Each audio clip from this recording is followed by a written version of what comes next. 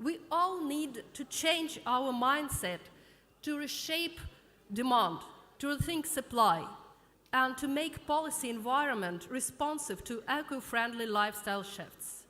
And I mean not only individual minds of all of us, but the mindset of our governments and corporations as well.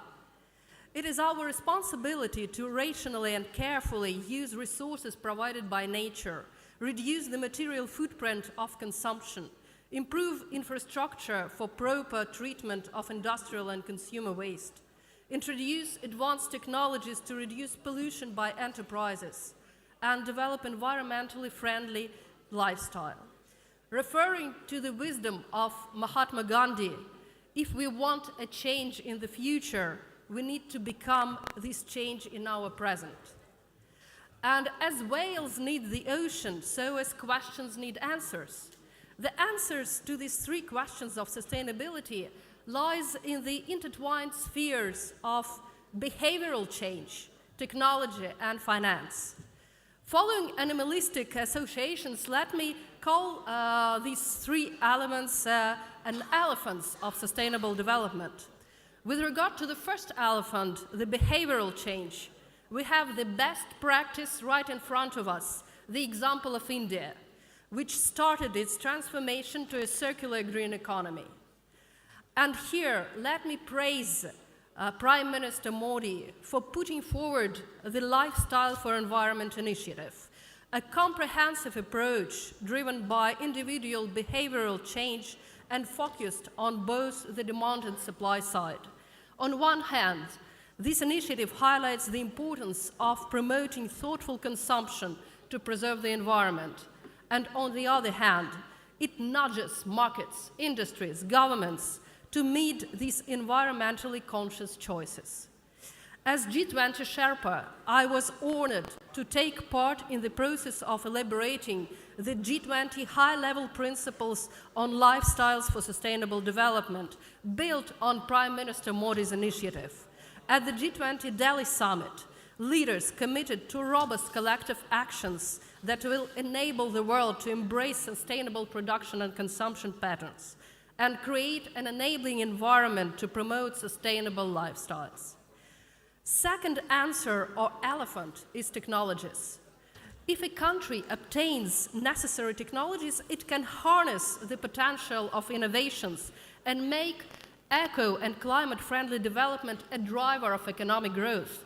However, it is primarily the case of developed economies and just a few developing countries. High cost of new technology, restricted knowledge sharing, and lack of effective regulatory environment leaves many developing countries behind the global shift to digital transformation. To be frank, the issue of transfer of technologies as enabler of sustainable development is one of the most complicated on the G20 agenda. And each time developing economies try to formulate relevant commitments in this regard, developed countries insist on conditioning them to keep their technological monopoly. Well, I think there's no need to knock the closed doors. A more promising approach for developing countries would be to promote technology development, deployment, and dissemination within and with the BRICS, a forum which grounds on common interests and harmonized agenda. As the chair of BRICS this year, Russia plans to put forward an initiative on practical technological cooperation of our countries and beyond. And third elephant is financing. Lack of access to affordable finance is a major obstacle to sustainable development. Developed world failed on their promises to provide climate financing. Developing countries now have to consider new financing instruments and ways to turn financial flows to global south. What we need to do is to move forward with the reform of international financial institutions and aim at greater representation of developing countries in the governance of the IMF, World Bank, and multilateral development banks. We need to use new financing instruments aimed at attracting private capital in the sustainable development and climate projects. We need to use benefits of the international tax reform to make companies pay taxes in the country where they work rather than where they are registered. And finally, we need to lower our dependence on dollar, increasing payments in national currencies. Many challenges and many tasks, but nature or gods never give us a challenge without giving us a way to address it. I'm confident that together, the BRICS and our partners in the Global South can make a change in resolving and easing growth imbalances. We only need to expand our cooperation, shared vision, balanced decisions, and coordinated action. The voice and power of emerging market economies and developing countries, the BRICS members and beyond, is only growing stronger. The consequence of developing countries' presidencies in the G20, Indonesia in 2022, and a very successful Indian presidency last year, has already amended the G20 agenda in the interests of the Global South. The presidency of Brazil this year, followed by South Africa in 2025, will cement G20 emphasis on the needs of sustainable development. The inclusion of African Union as a G20 member and the recent expansion of BRICS are the best proof of this trend. So the joint potential of BRICS is outstanding. Let's use it effectively and wisely to build a sustainable, just, and inclusive world. Thank you very much. Honored panel, please pardon my intrusion. I have a small announcement to make. UP 6160 is blocking the driveway for the arrival of our chief guest's car. I request you to kindly vacate. I repeat, UP 6160 car is blocking the driveway for the arrival of our chief guest's car. Kindly vacate the area. Over to the chair. Thank you. Thank you ever so much, Ambassador, for that very, very inspiring address. Could I request the next member of our very distinguished panel, Ambassador Manoj Bharti, to enlighten us with his thoughts.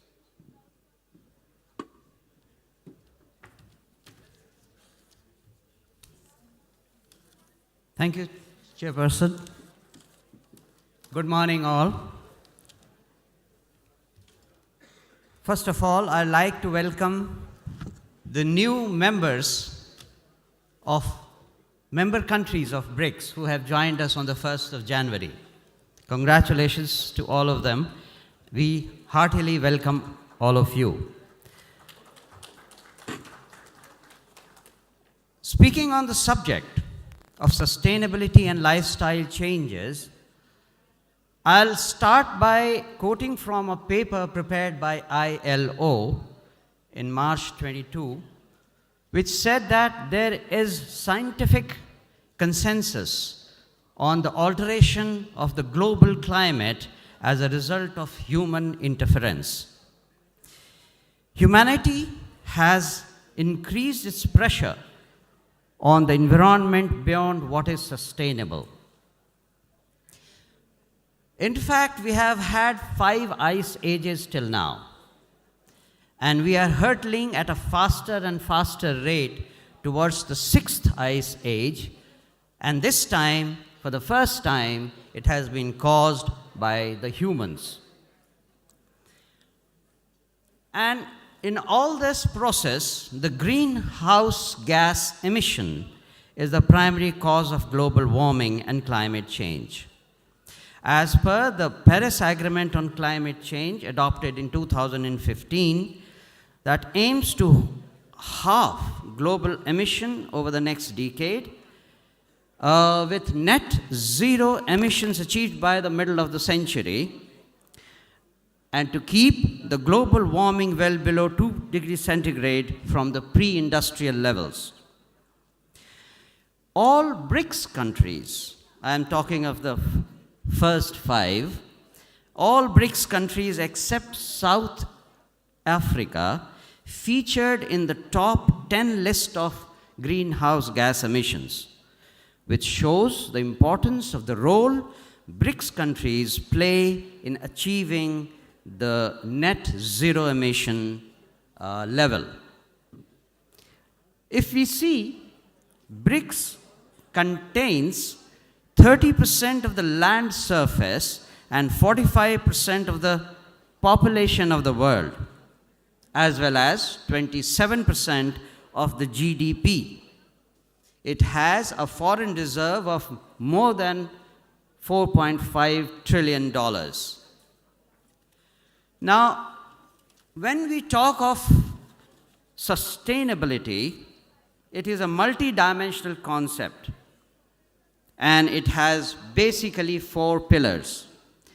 I will touch upon them, each one of them, and give you the example from the Indian culture as to how India has been keenly aware of the role of environment on the growth of humanity and the mankind. So the first pillar of sustainability is environment, where the natural resources and capital gets protected and preserved. That is the aim. Now, there is a very famous saying in Sanskrit which says, Prithvi Rakshati Rakshitah, which means protect the earth and it will protect you. The second point is environment. Natural resources and capital gets protected in terms of its quality and preservation for use by the future generation. We have this famous saying by Kabir, which says, Saईं itna dijiye, jame kutum samaye, मैं भी भूखा ना रहूं, साधु न भूखा जाए, which means, O Lord, give us enough to fill ourselves, our stomach, and our family in such a way that if someone comes to our doorstep, we are able to take care of him or her. Then the economy. Utilizing the resources and not overexploit them for generating profit. And we here know a very famous saying by Mahatma Gandhi, which says, the earth has enough for the needs of all humans, but not enough for the greed of the humans. We have in our culture, which is the fourth pillar, which defines different values, aspirations, and beliefs of a community. And once again, going back to the Indian culture, it says, Dash Koop Samavapi, Dashvapi Samo Hridah, Dash Hridah Samah Putro, Dash Putra Samo Drumah, which means that if you have 10 wells, it is equal to create a pond. If you have 10 ponds, it means creation of a reservoir. If you have created 10 reservoirs, it's like having a sun. But if you have 10 suns, it's like preserving a tree. That is the Indian culture as far as environmental protection and awareness of environmental degradation is concerned. India has very famously propounded the concept of life, sustainable lifestyle for environment. And that speaks volumes as to how we see sustainability and lifestyle, which is relevant for today's world. Whatever technological innovations we might be thinking of doing for preservation of the earth, the simplest fact remains that we need to make changes in our lifestyle and progress in such a way that the earth sees humans as part of its own and not an enemy. Thank you. Oh my God. Thank you. Thank you so much, Ambassador. We have May in I our now midst request Padma Shri Mr. awardee Dr. Khadir Wali Dudekula, also known as the Millet Man of India, and we invite you to join us in the panel discussion. Thank you and welcome. In the meantime, Mr. Wang Tong, Director, Policy Planning, Embassy of the People's Republic of China. Let us have your thoughts, please.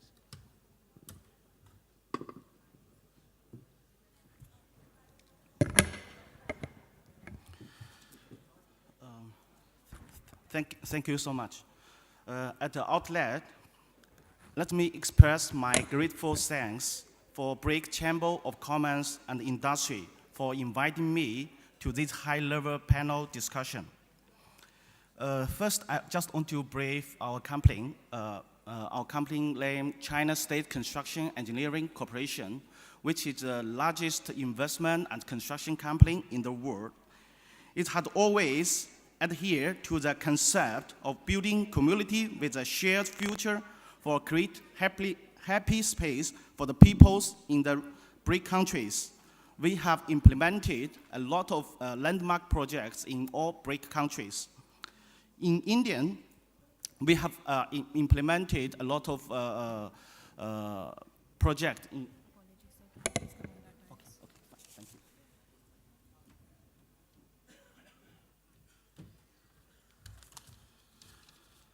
Yes. In India, we have successfully implemented a lot of projects such as Hentong fiber and cable plant, Tachir fertilizer project. I'm happy to say that in recent years, the Chinese government has implemented various measures to curb pollution, including stringent emission standards and promoting the green technology, as well as the effort to the transition of more sustainable model of development. To cope with the challenging of environment and promote sustainable development, I will briefly describe some aspects of sustainable development in China, maybe especially for construction industry. I will take some example, what we have done, some good practice, what we have done for the sustainable development. In order to build a green ecology in the construction industry and explore the smart construction, we have developed a well-known equipment in China. It's named Light Building Machine, which is a new intelligent equipment integration platform suitable for construction of building low 100 meters and can be applied in the main structures. Is also equipped with an intelligent control system. The lifting efficiency is 8 times higher than the traditional climbing to save the more than 1 month's time in the durations. And also, we have independently developed green recycled concrete, which can realize 100% of the replacement of lateral aggregate with recycled aggregate. The use of lateral aggregates is reduced about 1 ton per cubic meter, and the carbon emissions are reduced by 25 kg per cubic meters. We firmly believe that by adopting these environmental protection measures, we can not only save mechanical operation cost, material loss, but also build more green buildings for BRIC countries. At present, all countries in the energy sectors have accelerated the innovative application of digital technology and promote in-depth development of digital technology. As a contractor, China's state construction has deeply explored digital applications in the field of green energy infrastructure. And at the present, China has built the world's largest carbon market and clean power generation system, becoming the countries with the fastest improvement in air quality. Various industry has made many explorations on the road of green development, and the green background of a beautiful China is getting brighter. Safety and low carbon are the key to realizing energy transitions. As an investment construction company, we will strengthen the research on the energy saving and low carbon construction technology to build a solid bottom line of the construction safety. In recent years, we have been involved in the photovoltaic power generation, wind power generation, pumped storage, and new energy and other technical fields. We hope to contribute our strengths to India's goal of 500 gigawatt renewable energy capacity by 2030. As long as we have firm confidence in our own development path and the cooperation with BRIC countries, we were not afraid of any risk and confused by any interference. Our cause will be surely flourish. Thank you so much.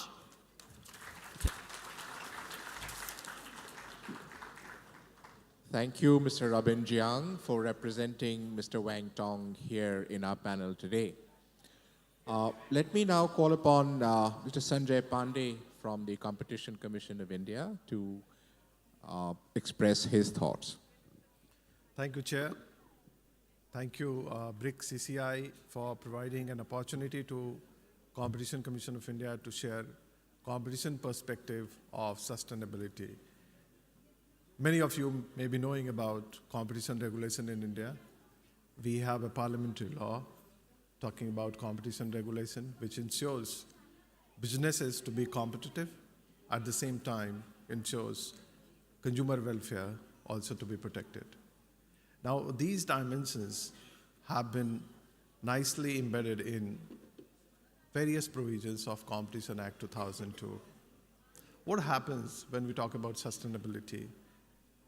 Innovation, economic and social development, these have been identified as SDGs, and these have been incorporated in competition law for competition assessment. Now, what competition assessment is all about? When business practices or any conduct of businesses are to be looked into, they are to be seen from parameters of, you may have heard about something like cartel or bid rigging. Now, Competition Authority in India looks into whole of these matters and gamuts. What happens that agreements entered into by companies to bring in sustainable technologies or to not allow sustainable technologies to come to the market, whether these will be anti-competitive. Now, these need assessment of competition law, and we find that on three enforcement sides. One is called agreement. Agreements are, sorry for being slightly technical, one is vertical and horizontal agreements. So these agreements are day-to-day affair for corporates because information sharing, technology sharing, a whole lot of things happen through agreements. Without these agreements, nothing moves. Now, when we look into these agreements, when companies, they enter into agreement saying that we have to agree on a standard, and these standards are protected to be sustainable or projected to be sustainable. However, they are not. In a way, they don't allow new technology to come in. Now, such conduct of companies could be considered anti-competitive. Similarly, some enterprises, they might be having futuristic technology, but they are not allowing themselves to bring these technologies to the market. Now, these could also fall under competition scrutiny for the purpose of abuse of dominance analysis. At the same time, when companies come together, that is called merger, acquisitions, and amalgamations, these activities, they also are to be scrutinized from competition standpoint. When we look into these, do we find that they are leading to market concentration? When market concentration rises, there will be increase in prices as well, then consumer welfare may be reduced. In such a scenario, what happens? Competition law will get in. If they take a plea that they are bringing in sustainable technologies by coming into such ventures, will that be allowed? Now, across the world, the green competition is being talked about. Many jurisdictions, they have brought guidelines to look into these matters. And what they provide, that if such joint ventures or merger amalgamations are leading to bringing in new technologies or sustainable technologies, even if they have some competition harm, then competition authorities, they may look into the balancing. And balancing may be in favor of the sustainability. So these are from European Commission. They have brought out horizontal merger guidelines. We have countries like Netherlands and Austria who have created a regime for sustainable competition. Japan has also brought out guidelines. However, when we look into India, what do we find? That we have our law quite futuristically thought about and designed, and some of these elements like social development, social economic issues, or innovation, they are embedded in the law. So competition authority, they have to look into it. Till date, we don't find a case on this, but I believe that future is for sustainability, and the Indian regime on sustainability and competition will flourish in course of time, bringing in more sustainable technologies and sustainable products. Thank you very much. I believe I'm in time. Thank you, sir. Thank you.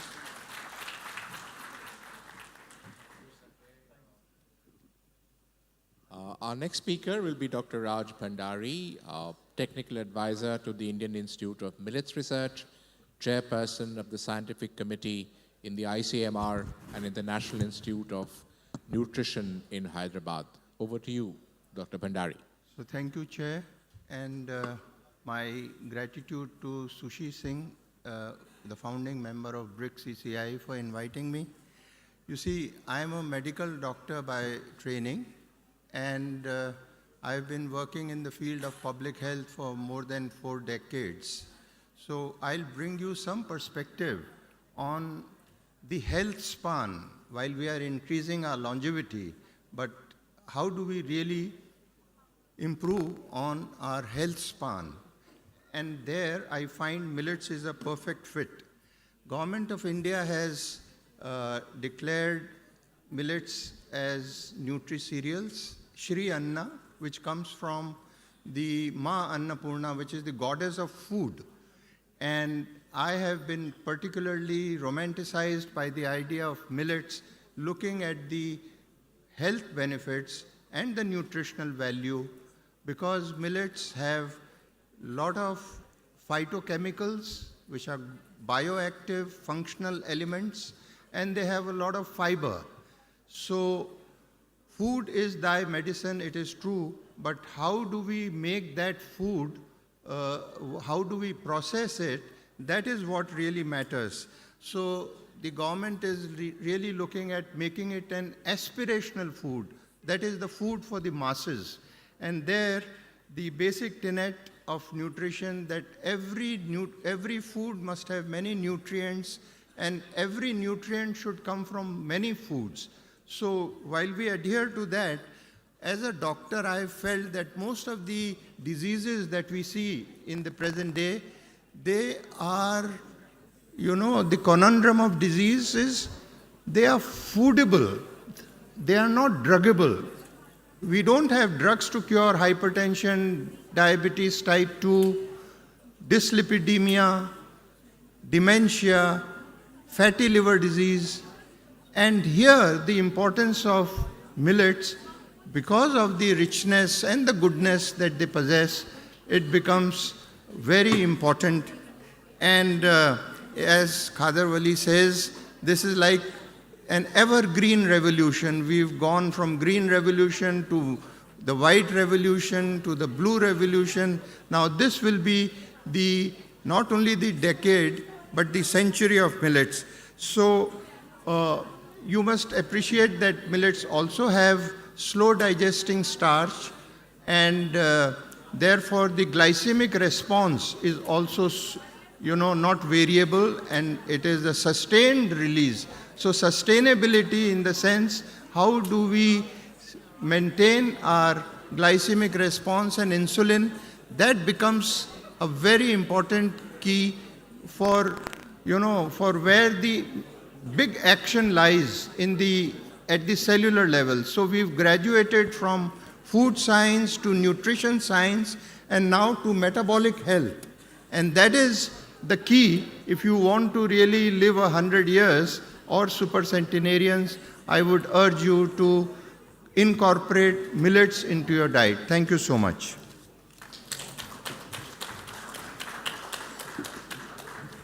Thank you ever so much, Dr. Bhandari. I now turn to our next speaker, Mr. Shailesh Tyagi, Senior Climate Change and Sustainability Partner at Deloitte Consulting.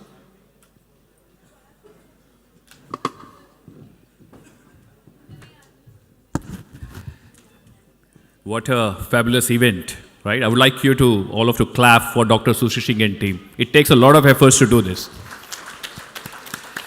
And that was my way of waking everyone up, right? So, look, thank you for the opportunity. I will try my best not to sound like a career consultant, because that's boring. That by PowerPoint, right? But I would like to share with you the 3 objectives. I have around 5 minutes. What is sustainability, right? Second, what we need to do in the public sector and private sector domains. And third, what the kids doing at home. I'm not talking about us, I'm talking about the kids. They understand sustainability better than us, and I'll prove to you. So what is sustainability, right? It's sustainability about what Dr. Chatterjee pioneered, right? I mean, this is CSR, absolutely important. Or it's about having a clear strategy, or it's about moving to EV, or it's about less power plants. I mean, what it is, right? And some people just don't get this word. They don't understand what sustainability is.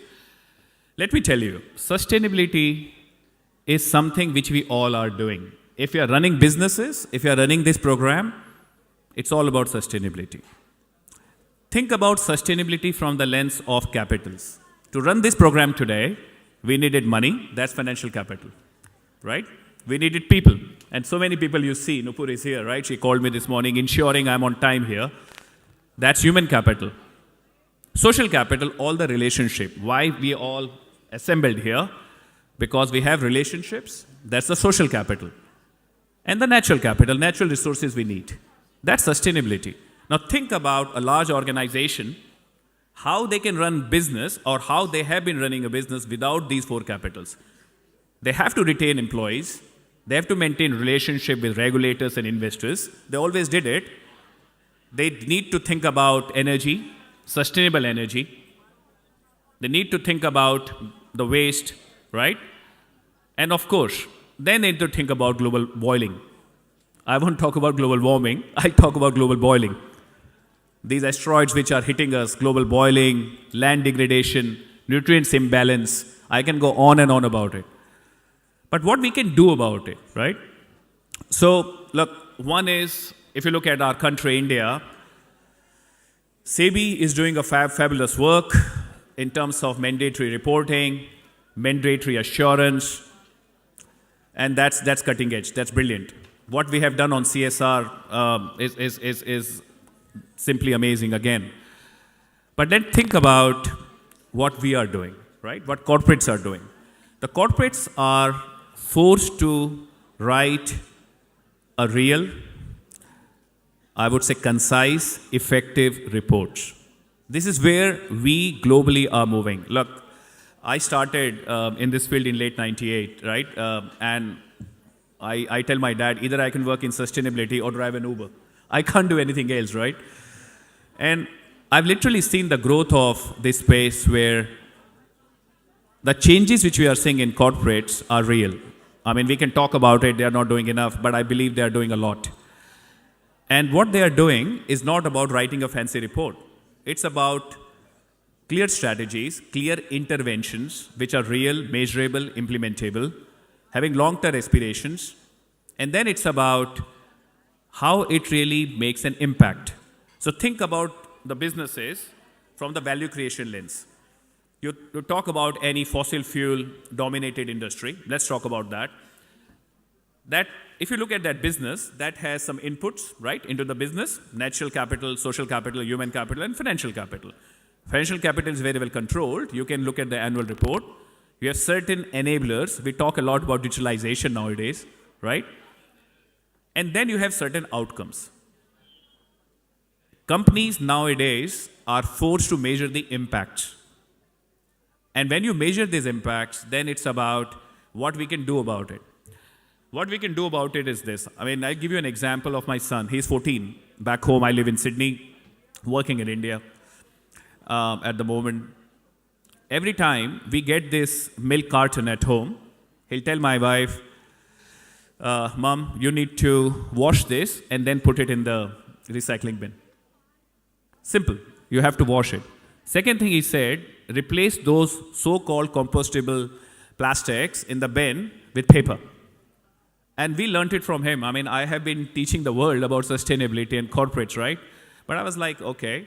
The third thing we did, he told his mom, Mom, replace your car with Tesla and you'll make money. Use public transport during the day, because during the day when it's parked, it will make money for you. I can get into technicalities. We get a positive bill every month back in Sydney. We make money. We don't pay. Electricity is free. So, we all can do a lot, right? We are doing a lot. So what are the challenges, very quickly? The challenges are lack of understanding of sustainability. We think about sustainability as one bet. No, it's not. It's essentially empowering the next generation, right? I'm not even talking about what I studied as a kid, meeting the needs of the present and the future, Shailesh, right? We are expecting our chief guest soon, so I request you to. And finally, just to wrap up, at the moment it's about we making that positive change, positive impact, measuring that impact, right? And creating that partnership. So this event is about that partnership. So thank you. Thanks for listening, and happy to catch up with you later. Thanks. Thank you, Shailesh. Wonderful practical examples. It gives me great pleasure now to introduce to all of you the Millet Man of India, Dr. Khadar Wali from Mysuru.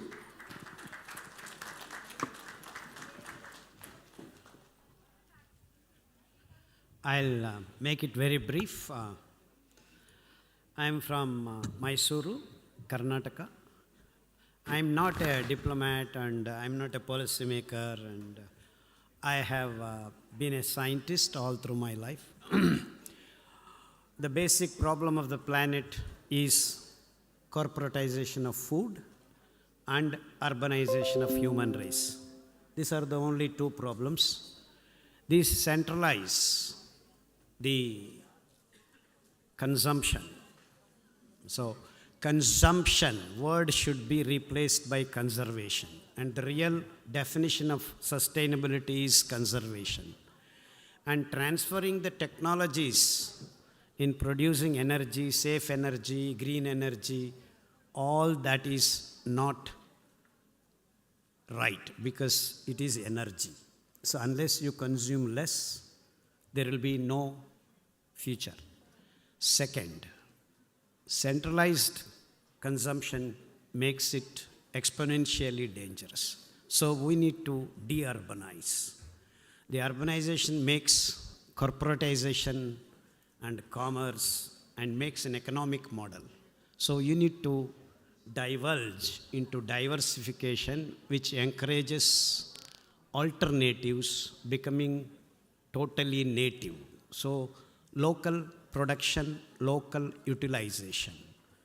One planet, one health can be achieved not by monoculture, by diversification. So these are two important aspects that everyone should remember in planning the technologies or commerce. Commerce is not to make profit. It is for equitable distribution. So the mindset has to change in the human race. And patenting and intellectual properties is the bane of the present day human civilization. So it is the openness of sharing the information, not at the cost, It is the knowledge that has to be shared. So these are the three important issues, and millets are the solution because they do not consume the natural resources. And 10.4 billion tons of carbon dioxide is released from the agricultural industry and industry alone. And all the experts of environmental group are talking about the 3.4 billion ton carbon dioxide produced by the other activities of the humans on this planet. So don't talk about 10.4 billion tons of carbon dioxide and other gases and talking about only 3.4 billion tons in terms of energy, patterns, this, that, is absolute hypocrisy.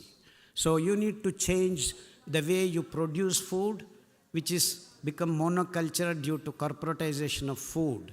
So to get diversified, we need to diversify our grains. And our grains have been millets from time immemorial, which are C4 grasses, which do not require natural resources. They can absorb water from the environment and then grow food for us. So, got to come out of this mental attitude, mental setting of eating rice, wheat, sugar, and meat. Please come out of that. Only that can change the planet's sustainability. Conserving culture over consuming culture. Economic model to ecological model, because it is the ecology which should be the focus, because without having ecological balance, no life on this planet can survive. So all the talk of commerce, profits, technologies, all that do not matter if your focus is not ecology and conservation. Thank you very much. Thank you ever so much, the great millet man of India. Wonderful. So with this, we conclude our deliberations on this session. Thank you to each of the panel members. We're expecting our chief guest shortly. Thank you. Goodbye. Good luck for now.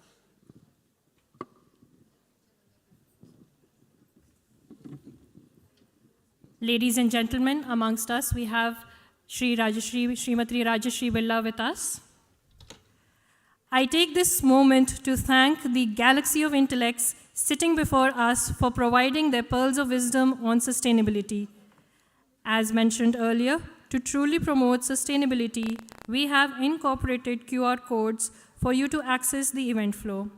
Our volunteers will be assisting you further to access the QR codes in case of any technical challenges. We request all to kindly welcome, with a huge round of applause, Srimati Rajashri Birla and our panelists back to the hall.